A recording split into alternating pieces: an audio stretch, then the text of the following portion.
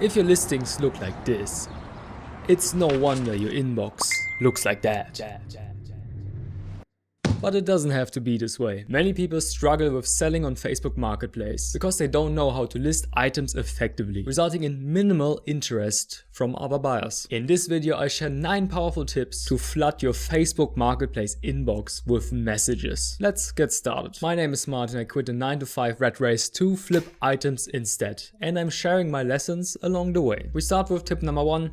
Price baiting. Price baiting is one of the most effective techniques to selling similar items quickly and effectively. I remember I was struggling to sell an assortment of pots. I listed 10 pots for a total of $60. After a week it still didn't sell, so I realized that I needed a different approach. So what I did is I took pictures of each individual pot. I changed the main picture to feature the nicest looking pot of all of them, and all the other photos were showing the other pots that I had for sale. Then I set a listing price to match the cheapest pot of the whole lot. And I included a price list in the description, so people could actually see how much everything is worth. This approach made people click on the listing, and that made them scroll through the other pots as well. And when the buyers look through the description, they usually see the price list and notice that the price that I listed it for was just for the cheapest pot. But by then they already have clicked on the listing. I don't know if you know, but Facebook's algorithm actually pushes up listings the more people click on it and the more time is being spent on the listing. So by a lot of people clicking on it, and even though they don't necessarily buy the pots, more other potential buyers will see the same listing. This of course leads to more clicks, and more clicks leads to more messages, and more messages leads to more sales. Remember that I was struggling to sell those 10 pots for $60. And after just 1 week of price baiting, my listing attracted over 1,000 clicks, over 20 messages, and I managed to sell 7 out of the 10 pots for a total of $100. When selling multiple items, price baiting is very hard to beat. But if you're selling single items, the next technique might be just what you need. Shell. If you're not using Shell, you're most likely leaving money on the table. Most beginners try to match the prices of other people who are listing similar items. But honestly, this approach doesn't always work on Facebook Marketplace. Unlike online marketplaces like eBay, Facebook Marketplace is a bit more local, and different techniques apply to have success on it. One technique that has proven very successful for me is start high and low, or Shell. With Shell, you begin by listing your item for more than what the market is listing it for. This gives you the most chance of generating the highest profit for your item by reducing your price gradually. Or for example, let's say you are selling a wooden table and you see other similar wooden tables being sold for $70 on Marketplace. Your initial instinct might be to just list it for $50. Don't make this mistake. I have made it before. It's not the best strategy. A low price on something like a piece of furniture can actually signal that what you're selling is of low quality. People assume that if it's cheap, there must be something wrong with it. So instead of listing it for $50 or for $70, try listing it for $100 and just see what happens. Monitor the response. Look at clicks, messages, and shares. If the table doesn't sell within a week, lower the price. This way you can maximize your profit by lowering it step by step. Pricing, however, is just a little part of the listing process. The title, description, and the photos also make a crucial difference. And in the rest of the video, I will cover a lot of tips on how to improve these so you can get flooded with messages. And next up, I will give you tips on how to create listing photos that people just can't scroll past. Use the crop tool. The crop tool is one of the most overlooked tools that you have on Facebook Marketplace, but it's also one of the easiest, quickest ways to make sure that your listing photo looks fantastic. Your photos are the first thing that anybody seeing your listing will see. It's your thumbnail, it's like your profile picture.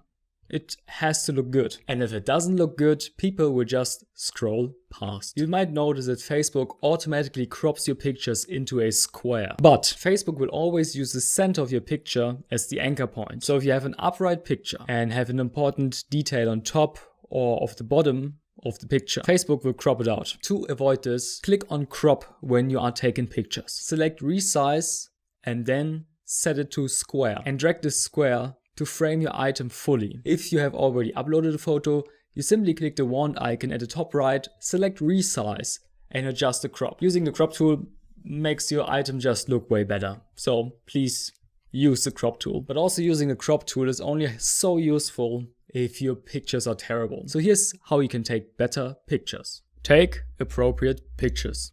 Using a picture with a terrible background is like going on a dating app and using a cropped out picture of you with your ex. Just not a good look. If you have pictures with irrelevant backgrounds, it just makes it look out of place. You wouldn't put a fridge in a shed, a sandwich on a toilet, or lay your clothing on the dirt. We humans are natural storytellers, and each picture tells a story worth 1,000 words. A mismatched background just sends the wrong message. And a clean, relevant background makes your item look way more appealing. But even a well-framed picture might not be enough. The next tip covers why a little bit more might be a bit better. Play with the angles. We all know this one person in our friend group who just, when asked to take a picture, takes a single picture. Their thinking goes something like this: you only need one picture, so I only take one picture. But using this low effort mindset usually results in one terrible picture. And of course that friend never gets asked again to take pictures. Instead, what you should do is to just take a lot of different pictures. Play with the angles. Take one from the top, take one from the bottom, from the side, other side, bend down, just take a lot of different shots. You know, it's a numbers game. If you take a dice, right, and you roll it, the chance of you hitting a 6 is 1 in 6. Now let's say you take 100 die instead and you try to roll a 6. If you roll 100 times, the likelihood of having a 6 is pretty much guaranteed. And the same goes for pictures. Take just a single picture and the chances are it looks terrible. Now take 100 pictures from 100 different angles and the likelihood that one is gonna look good is pretty much 100%. So do yourself a favor, take 100 pictures, choose the nicest looking ones and delete the rest. Now these couple tips should be enough to take really nice pictures. Now let's talk a little bit about the title and description, because believe it or not, they make a huge difference. Precise title.